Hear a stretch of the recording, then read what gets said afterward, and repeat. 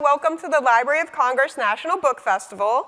This panel is how Sara Shepard made a best friend. We'll be discussing the first installment of the new middle grade book series, Penny Draws. And this is the Penny Draws a Best Friend, the first book.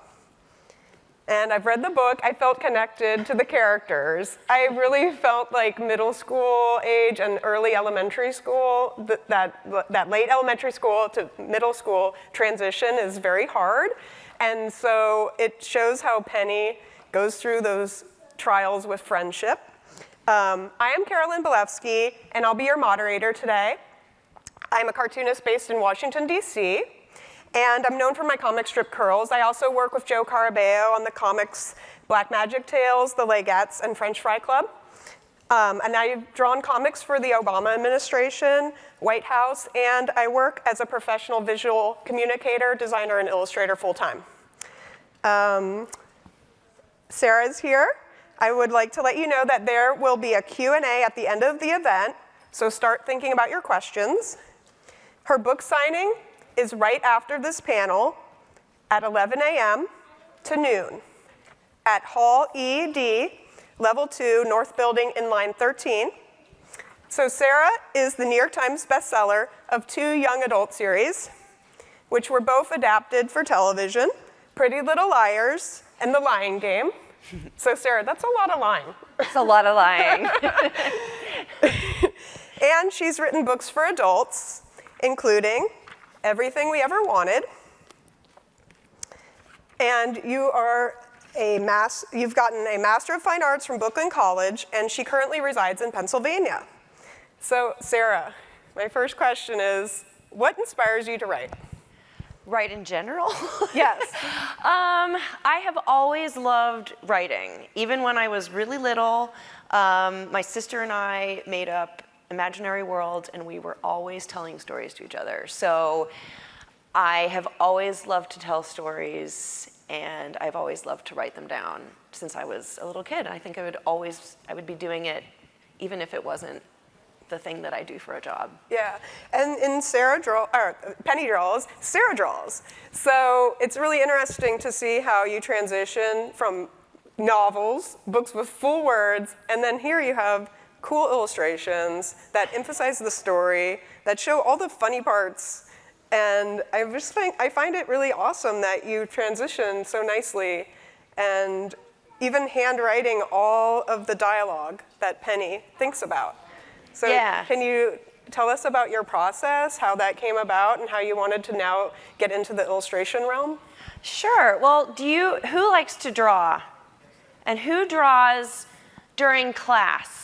If you're in school, who doodles while they're supposed to be listening? And maybe you are listening. That was me. I was always doodling, and the books, the drawings in the Penny books are Penny's drawings, and they are set up like it's her diary, and she is writing in a journal, and she is illustrating in a journal because she loves to draw. And so the drawings are sort of easy for you guys to sort of draw, and they're sort of based on kind of doodles that kids would make. And the process, I mean, I've never written for elementary age before. I have always written for teens or adults. I've usually written about scary things, and bad things happening to people and like creepy stalkers and all of that. But I have 2 kids, one is 9 and one is almost 12, and they are going through elementary school, and I just really wanted to write a book for them. And that's pretty much kind of where it came about. And when I talked to my publisher about, could I maybe incorporate some of my doodles in? I'm not an artist. I'm just sort of this doodler, and they really liked the idea. So I think it's important to understand who Penny is, to also see her drawings. And her drawings are a big part of this book and why it makes the book fun. And you've brought some slides today so we can see some of the art? Yeah. So I will get up. Ooh. forgot how to take this. I'm going to show you guys kind of what Penny is all about. So this is Penny. She is in 5th grade. She's 11. She's just starting 5th grade. These are some things about her. She loves to draw, just like I love to draw and a lot of you love to draw. She loves her dog. Her dog's name is Cosmo, and he is pretty bad. You'll see that he runs away. He gets a report card at the doggy, like the little doggy daycare he went to, and he gets mostly bad grades, except for being friendly. But she loves him so much. And in fact, in writing her journal, she's like, I don't want to do Dear Diary. I don't want to say Dear Diary. So she says, Dear Cosmo. The letters are to her dog, because she knows her dog won't judge her. Her dog will love her no matter what. Her dog is not going to care when she shares some of her really big feelings. She has a little brother whose nickname is Juicebox. And Juicebox sometimes loves to be a monster truck. And I don't know if you guys have little siblings who think they're trucks or other things, but he always loves to be a monster truck, and he kind of runs around and doesn't want to go to school, and he is a lot of fun. She has a best friend named Violet, and these are some fun things that they like to do together. They like to go apple picking, rake leaves, trick-or-treating, and she's been friends with Violet for a really, really long time. But there's this also annoying kind of frenemy girl named Riley. And Riley is not friendly. She leaves Penny out of a lot of things. There was a putty club. Do you guys like that putty, like that thinking putty or slime? Riley created a putty club, did not include Penny. And so she's got a little bit of a troublesome person in her life.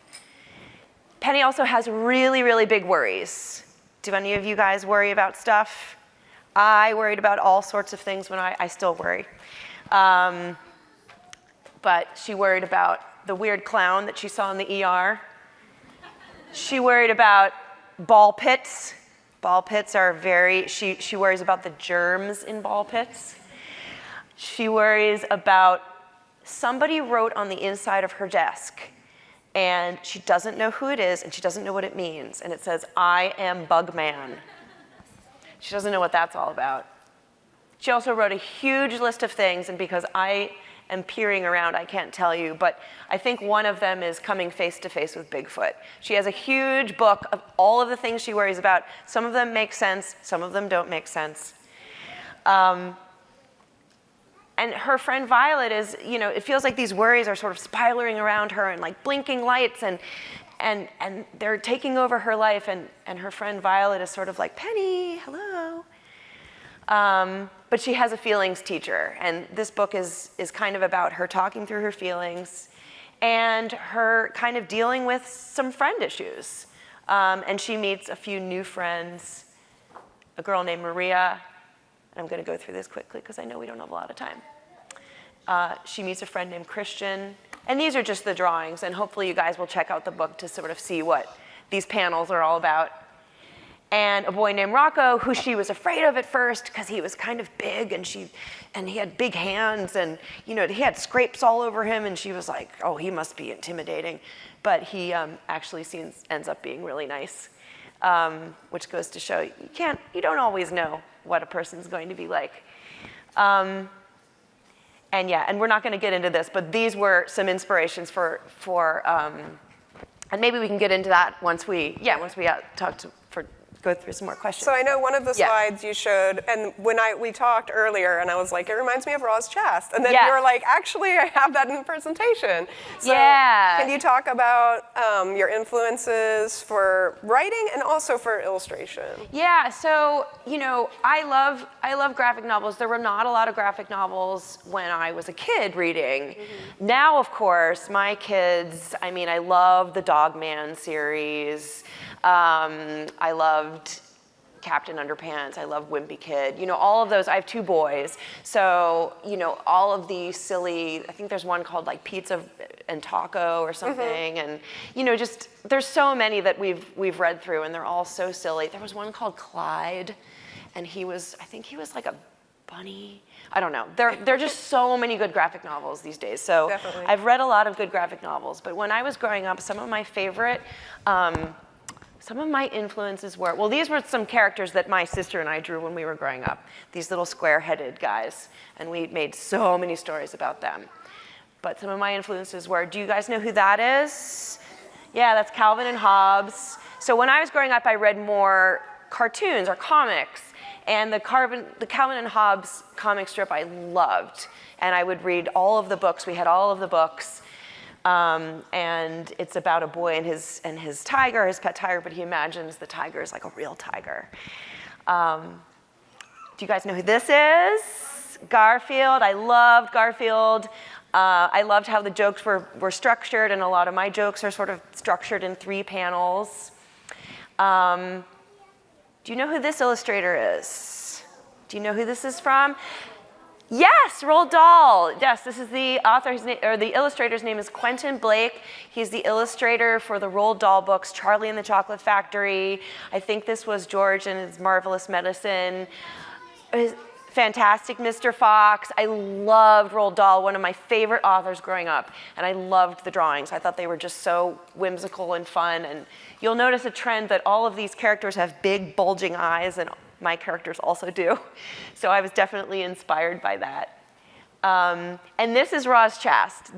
She's a New Yorker cartoonist, and she writes some children's books as well, and just some books more for adults. And she writes a lot about worrying and anxiety, and it was a huge inspiration to me. And actually, this is from a children's book she wrote called Around the Clock.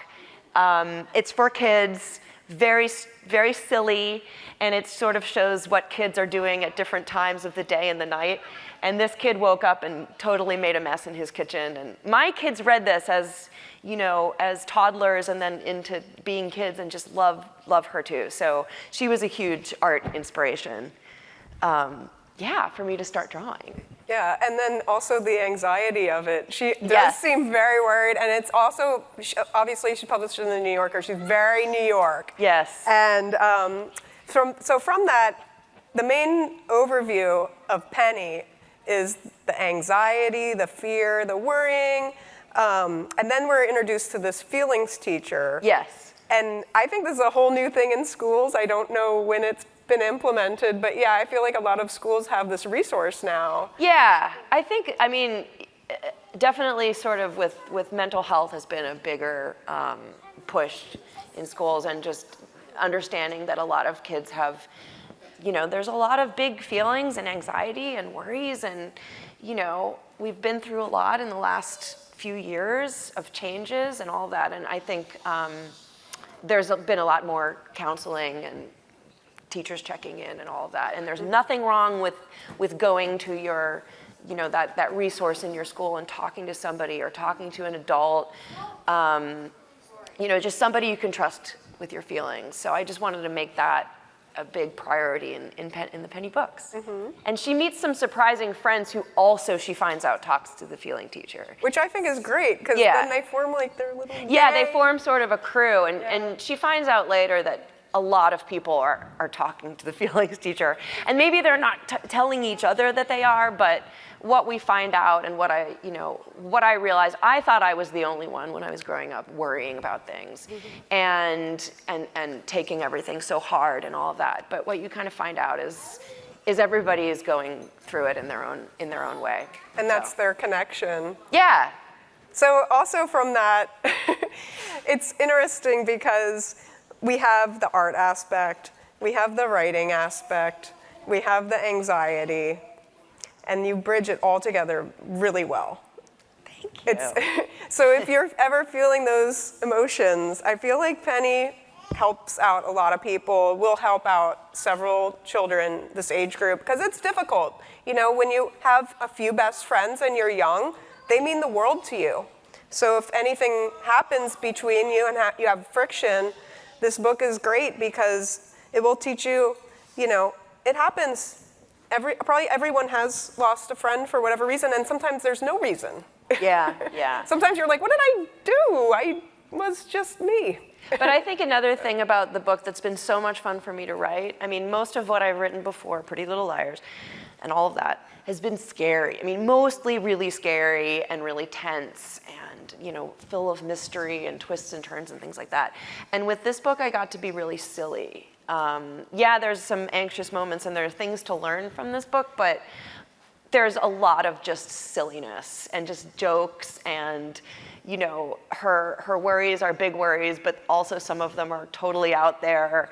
And, you know, her observations, I think, are really fun. And I have had so much fun writing it and making the drawings for it and showing everybody else how to draw Penny and just having a lot of fun with it. So it's like a school story too. It's not just hitting you over the head with like, this is who you should talk to when you're worried about something. It's also just fun and silly. And yeah, and we should mention also the second book is coming out next month. Yes, the second book is in September. So there are 6 planned books in this series. The second one is called Penny Draws a School Play. Penny does not want to get up on stage, so that's going to be interesting. And all of her friends, and it's just putting together a elementary age school play, which is always interesting. And then the third will be out, I can't remember, I feel like maybe early winter. And so we're trying to build, you know, readers with Penny, and I hope you guys really love her. What is your main grab of Penny, thinking like as a character? How would you describe her? I mean, I think she's very imaginative. She's sometimes has too big of an imagination because of then it goes into the worry zone. But she's very caring. She's very sweet. She's really funny. And I think a lot of us can identify with her. And she's been a really fun character to develop. I love all of my characters, but she's been a really, really fun one to explore and have her grow. And because with each book, she grows a little bit, you know, as we all do when we kind of grow up and, you know, go through stuff. So. And for all the parents in the audience, there is a family secret in the book, which we're not going to talk about because it's a secret. Yes. There's a big family secret. So. And so I found that was really interesting. As I kept reading, I was like, I want to know what the secret is. Yeah, there's a little bit of a parent story throughout. And in each book, there's a little bit of a parent story. You know, so I think if you're reading this to your child, you'll get a little bit out of it too. Yeah.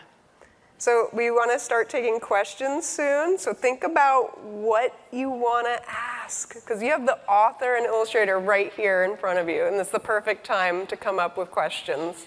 So we have children's mics over here, and I guess also adults can speak up if there's questions as well, if you want to start forming a line. And I saw one hand. Do we have any hands up? Any questions? Inquiring minds want to know about Penny or the world that Penny is in. Well, we can talk about Cosmo too. Cosmo's her dog. Or the dog, yeah. Or about drawing. Anyone have any? Oh, I see a hand. How old is Cosmo? You know, I don't know how Cosmo is. I think, you know what, I should know because I think there is a detail. I think she got him in 2nd grade, so I think he's about 3. So he's a good, yeah. He's not quite a puppy, but still pretty naughty. Penny does not have a, well, Penny does not have a sister in the first book. Right now, she only has a brother. She only has Juicebox as her brother. But that may change. Well, his name isn't actually Juicebox, and that is a whole part of the story. His name is actually Noah. But his name is Juicebox. His nickname is Juicebox because he has breathing issues. He has a thing called croup. I don't know if any of you ever got croup, where you kind of can't breathe. My kids got it a few times, and we always had to take them to the emergency room so they could get treated for it. Well, Juicebox got this a lot too, and it had to keep going to the emergency room. And he would always calm down when they gave him the little box of apple juice. So the nurses were like, "There's that apple juice kid again," or "There's that Juicebox kid again," and then it just kind of stuck. So now he is just, everybody calls him Juicebox. I wonder if he gets older, I'm thinking he'll maybe not want that nickname anymore. He might be JB. It might be JB, yeah. And also he didn't want to be Noah because there were like 4 other Noahs in his class. As this happens, I feel like my kids are going through that where everybody has the same name. So he wanted to be different, so even at school, he's like, no, I want to be Juicebox, and you spell that with a J. So, How old is Juicebox? He is 4. How old is the mom? I don't know how old the mom is. I didn't establish how I old like the mom is. these questions of how old everyone is. Yes, how old is everybody? Any other questions? Now's the time. This is the Q&A section. How old is Juicebox? Juicebox is 4, and he loves monster trucks. You're almost turning 4? And in a later book, Juicebox is going to get a pet. You know what we could do for the last minute or so? There are 6 books planned. Oh, well, you have a question. What was your inspiration for the family secret? My inspiration for the family secret was, did you ever read the book Ramona Forever? Beverly Cleary? I loved that book growing up, and it is a little bit kind of based on a secret that was in that book. And it was just based on what I thought could be a fun development for her family.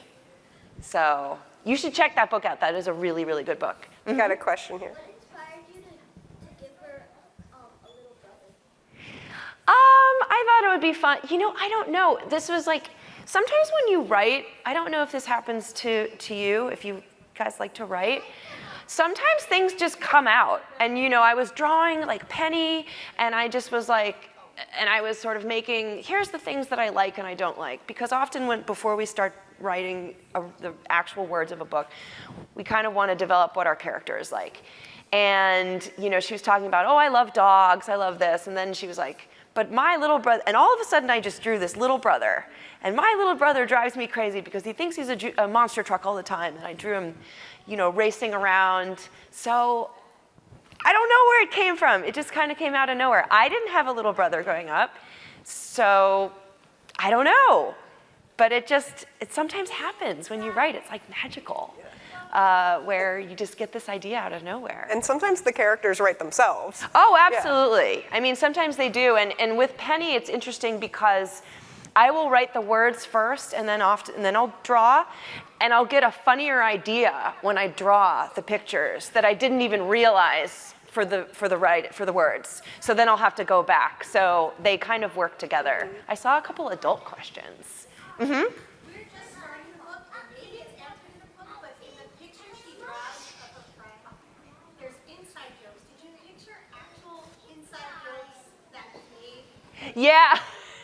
Funny. I know some of them were probably inside jokes that I had with my friends at that age. And then some of them I just thought were funny words. But yeah, and then I would think, okay, what would that inside joke actually be? Yeah, in the beginning of the book, she draws a picture of her best friend, a portrait, and they talk about some funny things that they had happen together. But that's a good question. Yeah. Yeah. When you write a book series, you have, for instance, 6 plots. You say, I'm going to write, this is going to be book 1, this is going to be book 2, this will be book 3. Yeah. You just start with one book and then build off of that. Yeah, I mean, pretty much, especially for this, Pretty Little Liars was different because that was a mystery and it had to build on. But for this, yeah, it is kind of, I usually center it around a big thing that they're doing. I mean, the first one is just really introducing Penny and the characters. Oh, time is up. All right, this will be my last question. But, We'll finish it up. But for the most part, yeah, it is centered. So the next one is Penny draws a school play. After that, they sort of go on a treasure hunt. And it kind of, yeah, it goes from there. But I do think about a big thing that they can do in each book. And that was going to be one of my questions. And I have this on my website of what should future Penny books be? Because I think I've gotten some really great answers from you guys, but so if you could think about it, what would your next Penny book be? Where would she go? What would she do? All that fun stuff, because there's a lot you can do with your characters. So Right. Thank you, unfortunately, Sarah. we're out of time, but thank you for all of your great questions.